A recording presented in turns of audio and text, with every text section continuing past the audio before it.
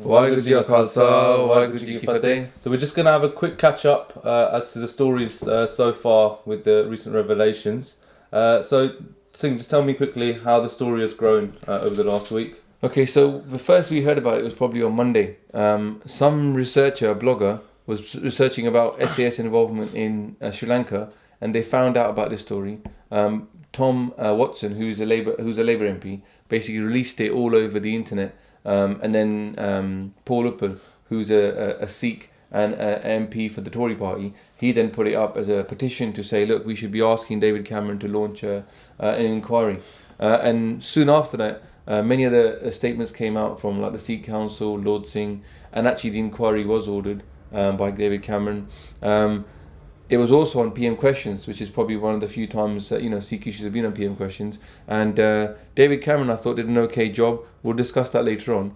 But really, yesterday and this morning, also more revelations are coming out. More letters written by people, like for example, Margaret Thatcher is writing to Indira Gandhi after what happened in June 1984 and she doesn't really talk about the casualties, and we'll talk about that as well. And then at the same time, we've got this letter, which is it's a conversation written up between the Indian Defence Minister and Margaret Thatcher, and they're trying to buy these helicopters. And basically, the Indian government is asking for a loan to buy helicopters. You can see it's quite a big deal. Do you think it's got a bit to do with trade then? Well, this is why Tom Watson actually in PM Questions actually asked about helicopters and was it about money. So I think that's a big question that we've got to ask as well now. Yeah, I mean, I've been following Twitter and Facebook and a lot of social media.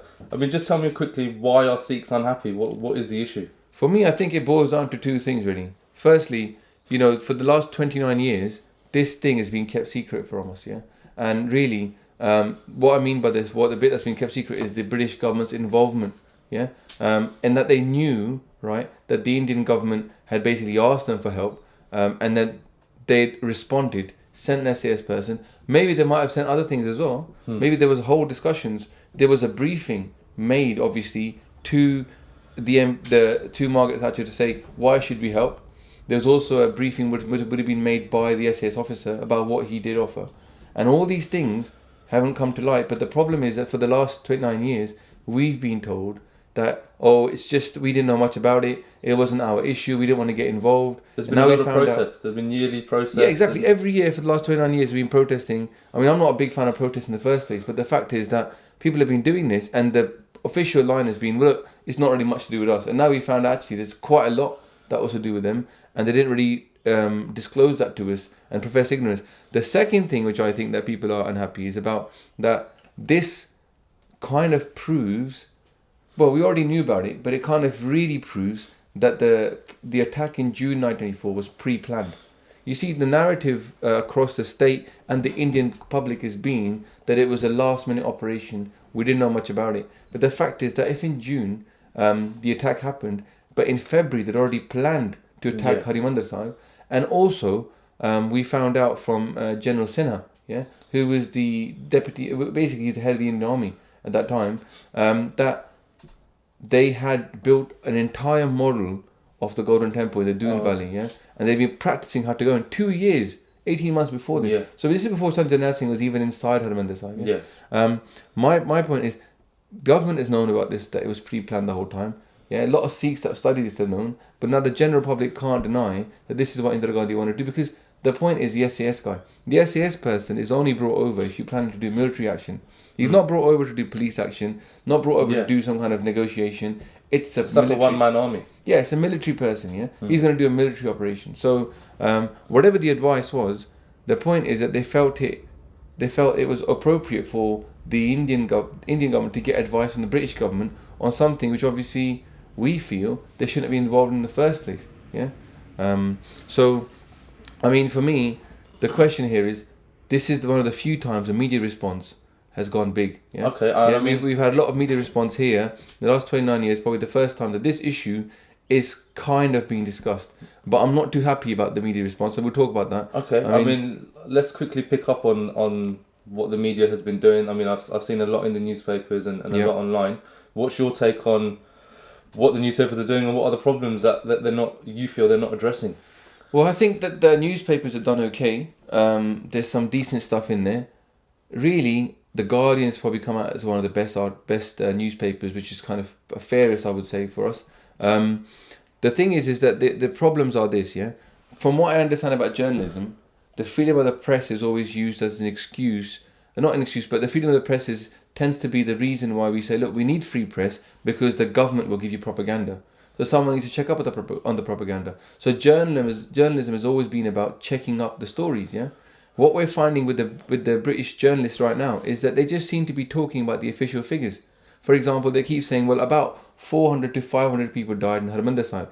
And this does just not make any sense because... I think Mark Tully reported it up to about 5,000. Well, Mark Tully reported 4,000. I'm going to give you a little quote here, which I brought along, which is basically a report by Ram Narayan Kumar. This is a Hindu person who was an academic who studied what happened in 84 and what happened subsequent to that. And what he writes is, look, the soldiers, the ones from the Indian Army soldiers, were in a foul mood. According to the official white paper of the Indian government in Punjab, 83 army personnel died and 249 people were wounded.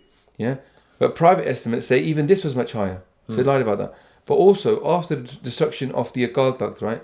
They did and the white paper says 493 militants were killed, 86 were wounded, and 1,500 were apprehended. But if you add all of these figures together, what you get is 2,171. The thing is, what this doesn't make any sense is because this is what Ram Narayan Kumar writes is basically what happened to the 5,000 people or up to 10,000 people that were trapped inside Harmandir Sahib at that time. This is why the figures, this is just average. It takes 2 minutes Googling to find out who had written papers about how many people were killed. And really, as a journalist, you should be checking up on the official figures.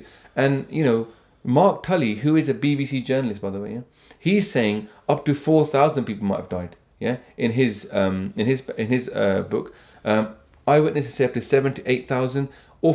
Another guy, Chand Joshi, who's again a Hindu, yeah, a Brahmin, right? He's writing that it could have been up to 5,000 civilian deaths. So why is every single paper quoting the official party line of 500 people? It makes no sense, yeah. Another thing that I picked up in the news, obviously the book that Ram Narayan wrote is called Reduced to Ashes. If anybody wants to watch it, they can. Another thing I've been reading is there were terrorists inside, there were militants inside. Sant Janel Singh Bindral is... Yeah, this just, it's the official narrative keeps getting picked up. Again and again we see, especially in that book and other places, again and again you see that the Indira Gandhi and the British, the Indian media was basically providing a view which was biased. That was that the Sikhs are separatists, they're militants, and again this comes up, in the papers. However, the facts don't quite add up. Sant Janel Singh Ji, for example, was a official leader. Yeah, okay. He headed up one of the most respected Sikh institutions, in our history. So he's not somebody who's random who's just come up and become a militant. He is a respected. He's a preacher. He travels around the Punjab. Secondly, where were they holed up? They keep saying they were holed up in the temple. Well, the thing is the Golden Temple has two parts. There is Harmandir Sahib, the temple itself, and then there's right next to it the political capital. Yeah, and you might have seen in some of my videos you talk about this, that from inside Harmandir Sahib you can't see Akal Takht Sahib, but from Akal Takht Sahib you can see Harmandir Sahib. Therefore, the political leadership and the military leadership should always have its eye on the spiritual side. Yeah. Now these two buildings are right next to each other, and the Akal Takht is where Sant Janel Singh and all the Sikhs were inside. So that actually is our political center, is our military center. So really, it makes no sense to say, well, why were they holed up inside the temple? Because they were not inside the good Harmandir Sahib. They were holed up inside the complex. And Harmandir Sahib is the complex, yeah? And the second thing is that they keep buying the government line. The whole point of being a journalist is to investigate what the government is saying. Yeah. What you see here is no one's investigating it. I think what I've read in papers as well is he's being called a separatist because he wanted his own land and this movement of Khalistan. What's your response to that? There's been so much written about this, yeah. Basically, Sant Janel Singh Ji never seemed to ask. If you look at his writing speeches, he never asked for Khalistan. Now, what this is basically taking somebody who's coming up to you with quite legitimate demands and saying, "Oh, he's a separatist. Let's ignore him." Yeah, and they know that in India of all places, if you say you want to break up India, the people will be completely against you. So this is just a way to discredit him. He actually, to be honest, kept again and again asking for the Anandpur Sahib resolution. And if you don't know much about the Anandpur Sahib resolution, what it is it's a big resolution, taken up by the Sikhs, right, in the 70s, and all it really asks for are the economic and the water and the land rights. So it's more of a socio-economic document than it is a political document. And what's worst is that asking for your legitimate demands under, by the way, India is a federal republic, Yeah. So it's supposed to be, every state is supposed to be federal. Now, they're asking for decent rights, and yet, what did they get called? Khalistani, Yeah. And this basically word was thrown upon us. Talking also with the papers, one thing I didn't like was, whenever they talk about what happened with Bluestar and Indira Gandhi in June, they also obviously mention that she was then killed in November. Yeah, I was going to come on to that. I was going to say, what is your take on, do you think the two events were linked? And why do you feel newspapers here are not picking up on that? No, they're linking it, but what they're doing is they keep calling it communal violence.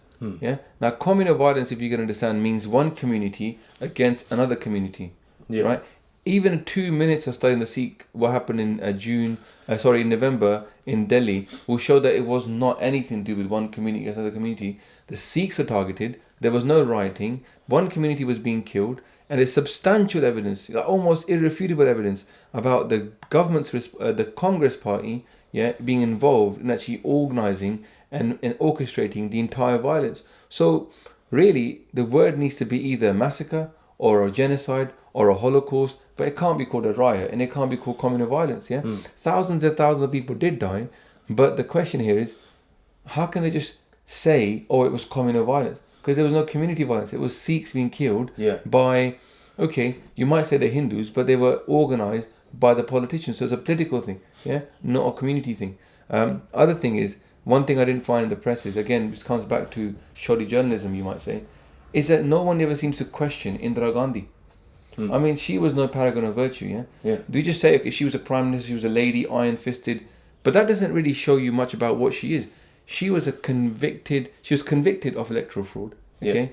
She had been somebody who had become a bit of a tyrant, okay? She'd forced vasectomies upon vast majorities of vast numbers of poor people in India, This is not a lady who cared much about the rule of law, And and also one key thing is, she declared emergency, She got rid of Parliament, got rid of democracy, and became the de facto leader of India when she was actually accused of electoral fraud. So what she is she was going to get kicked out of power, and instead she took over power and got rid of Parliament. Bit of a dodgy character, a bit like a Berlusconi of today. Yeah, well, no, Berlusconi never actually managed to abolish Parliament. He was still within the voting system. Indira Gandhi got rid of it. Now, what you got to remember is, the Sikhs were one of the biggest protesters against her in getting rid of democracy. So she had a grudge against the Sikhs from that time. This is just before 82, around about that time. So what you see is that Indira Gandhi had always remembered that the Sikhs had stood up against her becoming the tyrant of India. So, but what you is, for example, Mugabe. Whenever somebody studies Mugabe, although he's elected, they always question his legitimacy and his thinking. What you get with Indira Gandhi is this kind of sort of acceptance of who she was as just a leader, and not really questioning whether she was a little bit despotic in what she was doing. And this is one of the things that I found, that if you're going to be a journalist, you do need to question the actions of the leaders as well, and they weren't really questioning Indira Gandhi. Okay. Moving on, in terms of the media at the moment, there was a program recently on BBC Asian Network, which I believe you did say a few words. What was your take on the show, and I mean, how did the show go? Okay, I think broadly, they tried to cover things, and they had a broad cross section of people phoning up. They were trying to give people, a voice. There were some good points made by a Singh that phoned up from the Sikh Council, and Ravi Singh from Khas Aid phoned up as well. Now, where I see the problems is that they had all the sort of Sikhs on. Then they brought on Mark Tully, okay, and they brought on Bra. Now I want to read you out a quote from what Bra said. Basically, Bra is asked,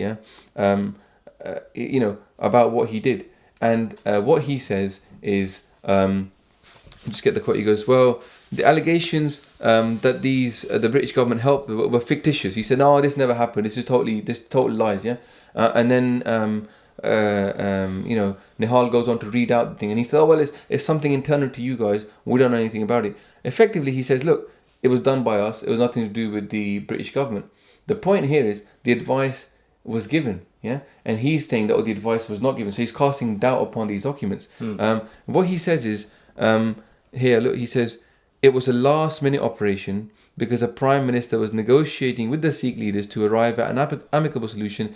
As a last resort, she ordered the operation. And again, he keeps on churning out the party line, right? That it was a last-minute operation. And what we see from the documentation is, are from February. you do not, call this a last resort. And then this is the key thing here.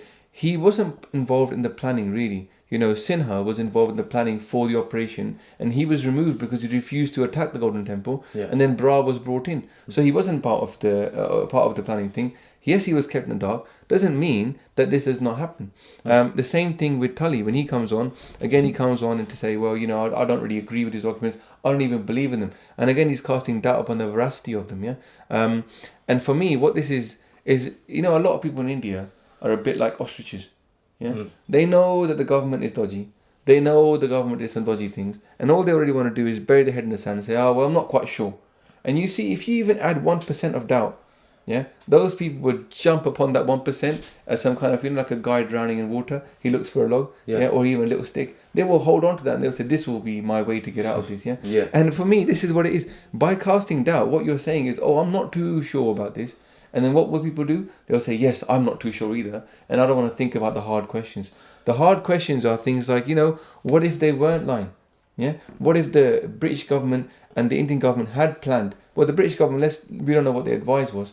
But the point is that the Indian government had planned to go in. And other things, why were 41 other gurdwaras attacked on the same time? Yeah, I was going to pick up. That doesn't make any sense. If the aim was to get rid of Sanjay Narsingh, why did that happen? And again, these facts are never brought out by Mark Tully or by Dra. Okay, and do you? I mean, another thing. I raised this point on the BBC Asia Network as well. The Deputy Commissioner of Amritsar of the police, is Gurdev Singh. He's again and again saying, "Look, give me an arrest warrant. I want to go in and arrest Sanjay Narsingh ji." Yeah, he's openly giving demands. Sanjay Narsingh is not gone anywhere. Up to the 1st of June, Sanjay Narsingh was giving open demands. If they wanted to kill him, they could have just shot him then. They had sharpshooters everywhere. People could have gone in. So he was travelling to different villages openly? No, in Harmandir Sahib. Okay. Yeah. So the fact is that the Indian army didn't kill him, if that was the aim. Yeah. They actually waited to go in and attack, using the army instead of using a police force. So the questions about this aren't being asked. Another question is, right, and this is something that even Mark Tully agrees with, pilgrims were being allowed in. Yeah. They were being allowed into Harmandir, but they were not being allowed out. If they came out, they got arrested. By the army, yeah? So they were being allowed in, but not being arrested. Again, the trains into Amritsar were being allowed in because it was a Gurpurb. Thousands of people streaming in. And again, the trains weren't being allowed out. So what effectively you get is people being herded in a one-way system, not being allowed out. And this leads to 5 to 10,000 people inside Harmandir Sahib. So when they attack, what happens? Loads of civilian casualties. Just explain one thing to me. Why, in particular, was this day chosen? I mean, what's your view on the thing is, right, basically, so we know that they had pre-planned it since 82, yeah? And that we know that in February, they've already made a plan to attack it. So the question comes is, okay, if they wanted to kill a bunch of Sikhs, yeah? Most people say, look, they wanted to kill as many Sikhs as possible. And I agree with that being one of the major reasons, yeah? So basically what's going to happen is they're going to wait until loads of Sikhs pile in and then attack. But if you wanted to do that, then if you wanted to do that, killing loads of people... They could have done any... Well, no, main one would have been in Vaisakhi time. Yeah. There would have been more than 10,000 people in there, yeah? Yeah. Why was it not in Vaisakhi? Yeah? Why was it on the Holla Mohalla time? So the thing that comes into my mind is that there's something special about June. And I guess we haven't done much research into this, but one of the things that comes to my mind is what Ram Nair Kumar published in his book. And what he says is this, I'll read it out to you. He says that on the 24th of May 1984, yeah, the Akali Dal announced a new program to intensify the agitation starting from June the 3rd. And what they want to do then is block all the transfer of Punjab's food grain to other states. Now remember, Punjab is the breadbasket of India. Yeah. All the loads of food from Punjab goes all over India. So if Punjab stops the food going out, people in other cities are going to start starving. Yeah. And this issue, which had been about agriculture about food prices, about water. It wasn't about Khalistan. This issue would then, other people start to take interest in this issue and say, hey, how come the food's not coming anymore? Must not be about Khalistan, something else. So that's the first thing. And also, what they were going to do... Sorry, what power does Akali Dal have? The Akali Dal is a political party, but as a Sikh political party, but also at that time, it was the contest Dharam Yudh Morcha, which was a big agitation to get the rights of the Punjab farmers to set their own prices, not the centre. So basically, we're talking about the whole Morcha, Dharam Yudh Morcha, was all about the Anandapur Sahib resolution, which is about agricultural, food and water, electricity prices. Yeah, so nothing to do with Khalistan. So basically, the first thing they were going to do is stop all the food going outside Punjab. The second thing they were going to do is withhold all the taxes. Yeah, so this was going to be basically, they decided they'd done so many courting arrests and all other things, and they realized that actually none of this was working, and so now something new was needed, and basically they decided to strike the government with money, yeah, food and money. And for me, I think this is the reason, because what it says next is, they said this on 24th of May, right? They announced this, what they're going to do from the 3rd of June. What you see is immediately after, on the May 25th, the very next day, 100,000 army's troops are dispersed all throughout Punjab, yeah, and especially around 42 gurdwaras. Now 41 gurdwaras got attacked and Harmandir Sahib, so therefore that's the other 42 accounted for. The army was surrounding these gurdwara, and yet they did not declare, right, martial law. They didn't declare a curfew. If they had a curfew, Sikhs wouldn't have gone to Harmandir Sahib. So basically, I think it's a mixture of both. They wanted to surround the Sikhs, keep them occupied, and also attack them, but at the same time, they didn't want to have this food thing to stop. So basically, what you see is the food grain does not stop going outside Punjab. Yeah, and so I think that's the two reasons why basically it took place in June, to strike the Sikhs, make it known that we are your masters. You know, there's a quote from Nehru when he says the Sikhs should learn who is now the boss. Yeah, he says that, you know, the vote is left and the Sikhs need to understand their position. Who is Nehru? Indira Gandhi's father. Yeah. So basically, Indira Gandhi's dad has been telling her, these troublesome Sikhs, they don't know their place. Need to go. They all uppity. They all think they should have their own Raj, or they should have their own state. What he'd promised them. Yeah. And now she's thinking, you know what? I need to teach these Sikhs a lesson. Yeah. So they understand that they are under us, and they are not they are not able to get sovereignty or some kind of freedom within India. Yeah. So I think that was the main reason. And the second reason was that she was really didn't want the grain to be stopped, and she really didn't want the taxes to be stopped. Yeah. One more thing, Nihal, yeah, he raised a point, because there was a Singh from Sikh Council made a very good point. Said, look, the Akal Takht is different from Harmandir Sahib. It's our political centre. It's perfectly fine for Sikhs to be getting inside there. Yeah. Now, what you see is that Nihal says, well, why, if they were in the parliament of the Sikhs, yeah, why were they armed? You know, MPs don't walk in armed, right? And the thing, what I find about this is, you know, that doesn't make any sense from a Sikh point of view. Who made Akal Takht Sahib? Guru Hargobind Sahib Ji Maharaj. Sixth Guru, yeah. That was sixth Guru. When they made it, they were armed. They are famous for being Miri Piri de Malik. Yeah, they had 2 swords, and they set up an army, the Akal Sena. Yeah, and the Akal Sena was based in Amritsar, in Akal Takht Sahib. So basically, that was our military capital. Yeah. So if the Sikh army is going to be anywhere, they're going to come to Akal Takht Sahib. Yeah. So this point should have been made there to say, well, that doesn't make any sense. Secondly, Sikhs are always armed. Yeah. What so obviously they're going to be armed. The third thing is that, you know, since 82, this model has been made of the Harmandir Sahib. Yeah. The Sikhs in Doon Valley. Yeah, the Doon Valley. The Sikhs are inside the army. Okay, there's rumours spreading about this, yeah, that they are planning to attack Harmandir Sahib, right? And in fact, you know, when these rumours are reaching the Sikhs and the Sikh leadership, yeah, legitimate Sikh leadership like Sanjay Nair Singh Ji, what are they going to do? Can any Sikh stand by and watch Harmandir Sahib being attacked? You know, it's like, you know, I said the idea about the Vatican. Imagine what are the Catholics going to do if suddenly they find out that Berlusconi or the Italian government is going to attack the Vatican? Of course, they're going to stream into the Vatican. They want to stop it happening. And on the way, they're going to say, well, onward Christian soldiers, yeah? They're going to get armed up. So this argument saying, why were they armed, doesn't make any sense. Because if anywhere people are going to be armed, Akal Takht is going to be the place, because that is our political and military, you know, headquarters.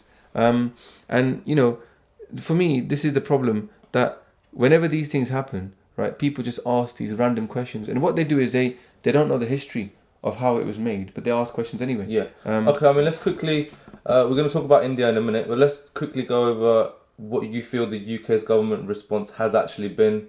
What are they going to be doing? We picked up on it earlier. If we just go into a little bit more detail. David Cameron has ordered an inquiry, quite rightly. He's made some nice statements about how beautiful Harmandir Sahib is. You know, that's fine. Obviously, they're a bit worried that the Sikhs will stop voting Tory, yeah. because there was a kind of a feeling that Sikhs were finally going to break away from the Labour Party and start voting, you know, by policy as opposed to by party. I think they're very scared of this going wrong. So are you believing him, or do you think he's playing politics? Well, the problem is who is the person they've appointed to do this, which is Sir Jeremy Haywood. Now, Sir Jeremy Haywood is somebody who is obviously, you know, he's a cabinet secretary, very close to David Cameron. The problem is, at some point, Cameron, you know, is on quote saying, "We're all Thatcherites." Yeah. Thatcher was a big person to David Cameron and to the rest of the Tories.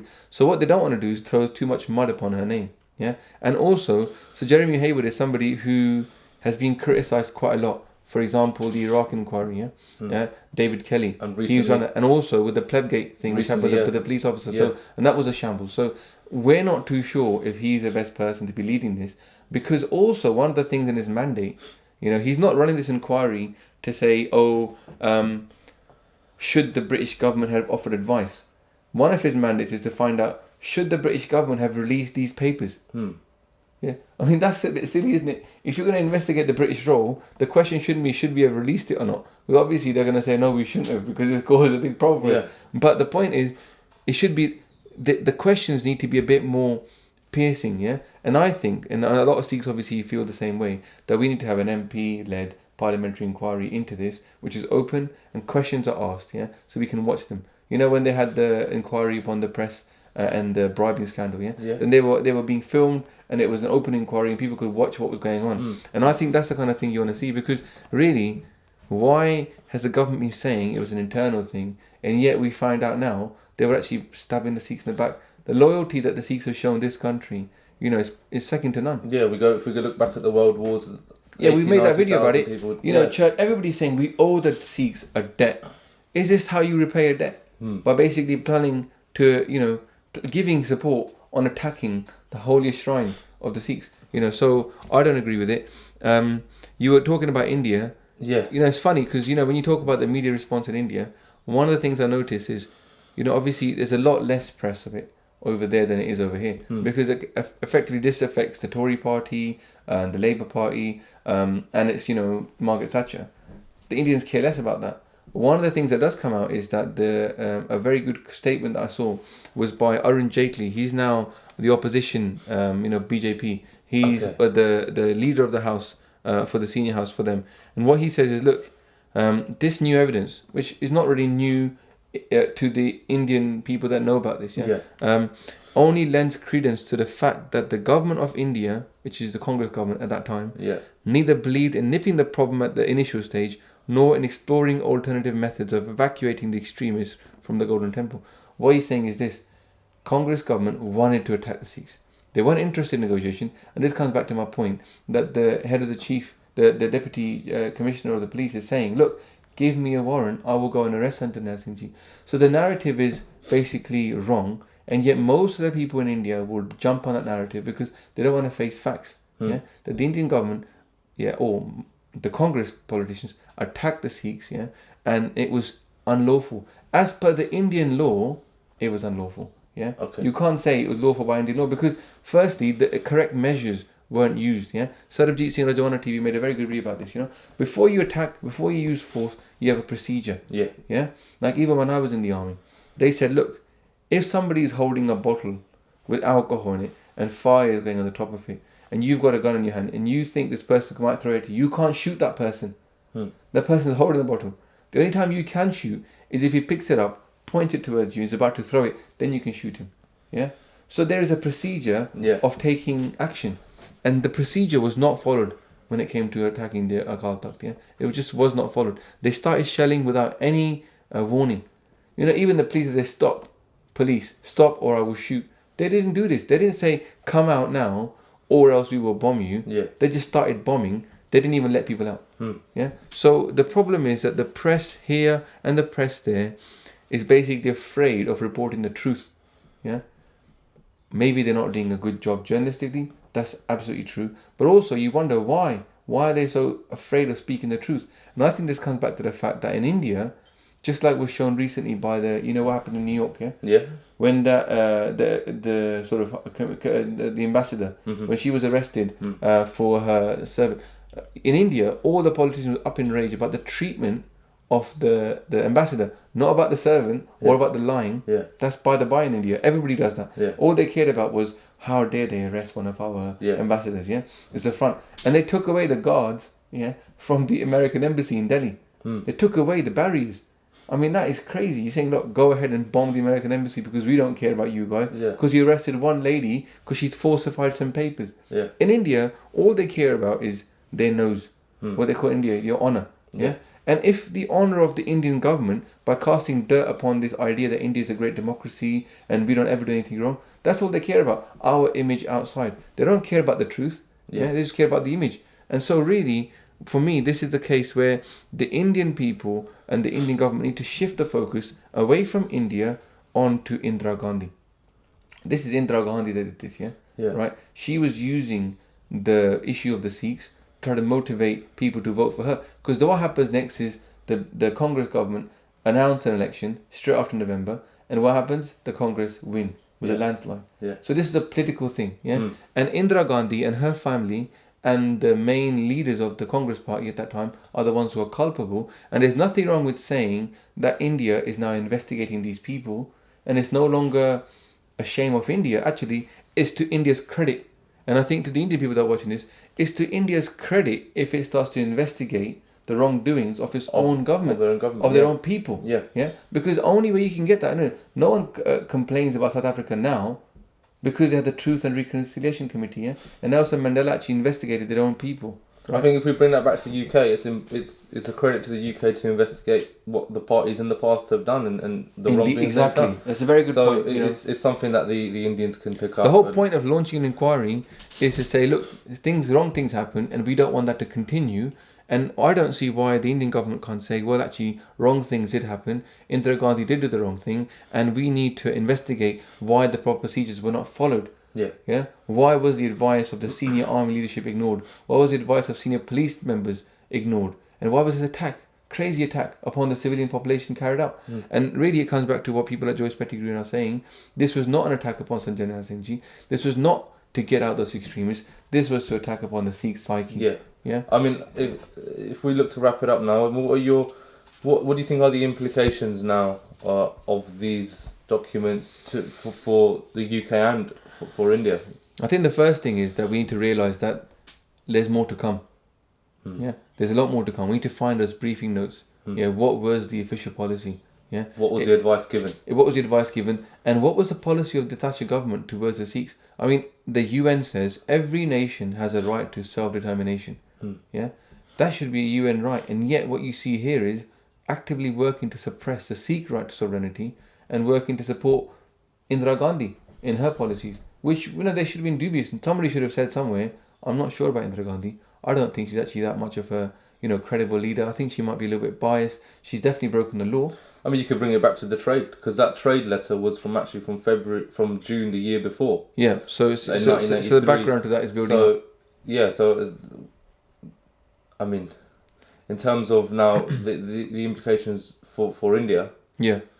Well, I think in terms of in India and here, the main thing for the Sikhs is to keep on searching for the truth, to document, support organisations like Insaf and other, the Sikh Genocide Project. Support these organisations to keep on documenting what happened and who said what and how murky this game of politics really went. So to do that, we should be hiring journalists, or we should be sponsoring investigative journalists to go and find the story, because these things don't come out by themselves. You have to find them. They're in the dirt. You have to get them out. So really, the way the press really ought to work, and it used to work, was that journalists were given a mandate, search and find out more, and we need to keep on doing that ourselves. The other thing is, the question comes back to up to 30 years now. So what should we do? For the last 29 years, we've been doing these protests, going to Hyde Park, and again, the narrative we've had is that the government will do something if we show big enough numbers. The press will do something if we show big enough numbers. And yet, again and again, nothing has happened. So I think we need to realise that we are very bad at the PR game. We are very bad at understanding how publicity works. So really, we should be investing in publicity. I've said it in our aim this year is to hire someone in PR, and I think that the Sikh Council and all these organisations should be hiring people to do good PR, and we should be working together. It's not good enough, to carry on doing the same things and hoping for a new result. It hasn't worked. We need to learn from other organisations how lobbying works, how PR works, and invest in news and into PR. So you think we should move away from protesting and petitioning every so often? I think that they don't work. It's shown. This little bit of these articles got more publicity than we've had in the last 29 years. So they don't work. So the thing is, if you've got a sword that's a wooden sword, and somebody comes up to you, say, look, there's this lovely sword. It's very nice and expensive though, but it's an amazing sword. If you are somebody who wants to win the battle, you will say, you know what, forget that wooden sword, I'm going to buy the metal sword. It might be more expensive, might require more time and more training. However, ultimately, it's going to make you more successful. Yeah. So, as a Sikh people, we need to wake up that the leaders and what they've been doing effectively so far hasn't worked. So, what we need to do is find something that does work, and this does work. Yeah. Yeah. And so really, let's do what works and let's succeed. I think it comes down to, do we really want to succeed? Or do we want to carry on playing the game? If we want to come to if June time, all we really want is to turn up to Hyde Park with our mates, have some chole bhature, chat with our friends, and walk around and meet all the people we haven't seen for a while, then carry on doing the protest that you want. If you really want to do something which is different, then let's look into publicity and public relations, and and do something which actually has an impact. Because we need to not use this, but we need to take this further. Take this further. Yeah. There is much more to come. Let's investigate and find out more. Yeah. And so June obviously is fast approaching. It's only 6 months away, and it's just, as you said, it's a slow process. So it's actually 5 months away. So we need to get on it we need to get on it, because beginning of June is actually 4.5 months away. Yeah. So for us, the only benti we would have from ourselves is, look, be critical. Yeah. We need to get people who are good at speaking. When we phone up these places, if it's a BBC documentary, go down to Park Avenue, Gurdwara, Sahab Block Road, and they're going to interview someone, let them interview somebody who actually speaks proper English. Yeah. Because ultimately, this is, it's like the holy grail. If you want to look at press, the best publicity is primetime TV. That's very hard to get hold of. Yeah. So if we're going to get that, it needs to be slick. It needs to be good. It needs to be very targeted. And when people throw things at us, like for example, ask us a question, why were the people that were armed? Why did it happen? We need to have things at our fingertips, say, have you thought about this? What about this? What about this? And that's the kind of stuff that will stop people speaking, because they'll realise actually they're just throwing cliches. Yeah. Words and the facts speak for themselves. And extremists and separatists. And to the press, my only request would be to the British press is, if you're going to do articles upon India, do not buy the government line. Every person in India knows you do not buy the government line. The government line is full of lies. Yeah. So to be a journalist, to have that name of a journalist, rather than somebody who just, takes stuff from here and puts it together, we need people who can actually investigate behind. And there's so many articles about this. Research more. We're going to put a bit of a link at the bottom to 2 good articles that we we agree with. And the book, obviously, that we recommend you read. Read. It's not that hard. You guys are experts in this, so use it, and let's get the truth out there. So thank you so much for watching. We're going to finish off here. Thank you for this. Thank you. And Maharaji Kirpa, what our benti to the Sangat is, if you watch this video, share it, get it out there, because there's no point us analysing the news and seeing what should be happening next without people watching it. Yeah, it's our media. We're creating it online. We haven't got the money to buy the channels out and put this on there. They might play it. It's a Benti to the Sikh channel or Sangat TV or Call. Play this video if you can. It's going to be free online. However, if you don't, the Sangat need to share it. So we'll finish off with that. Maharaj Kirpa kare. Vaheguru Ji Ka Khalsa, Vaheguru Ji Ki Fateh.